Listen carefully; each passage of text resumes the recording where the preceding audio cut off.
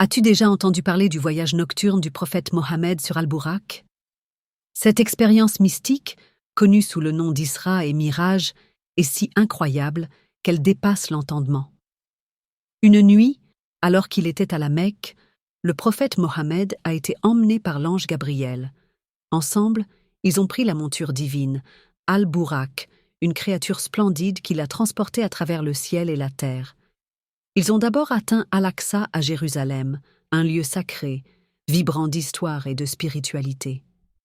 Là, le prophète a conduit les autres prophètes en prière, un moment de communion profonde entre les messagers de Dieu.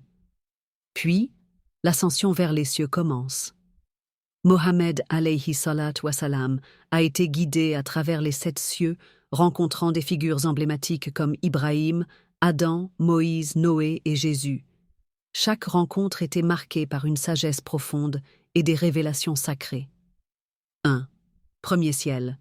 Il rencontre Adam, le premier homme et prophète. 2. Deuxième ciel. Il voit Yahya, Jean-Baptiste, et Issa, Jésus. 3. Troisième ciel. Il rencontre Youssouf, Joseph, connu pour sa beauté exceptionnelle. 4. Quatrième ciel. Il croise Idriss, Enoch. 5. Cinquième ciel. Il voit Aaron, le frère de Moïse. 6. Sixième ciel, il rencontre Moussa, Moïse, qui pleure en disant que la communauté de Mohammed sera plus nombreuse que la sienne. 7. Septième ciel. Il voit Ibrahim, Abraham, appuyé contre la Kaaba céleste. Al-Bayt al-Mahmour, un lieu de culte où 70 000 anges prient chaque jour sans jamais y revenir. Dans cette ascension, il reçoit les instructions divines sur la prière, un pilier fondamental de l'islam. À chaque étape, il ressent une proximité inégalée avec le divin. Cet état de grâce est bouleversant, transcendant le temps et l'espace.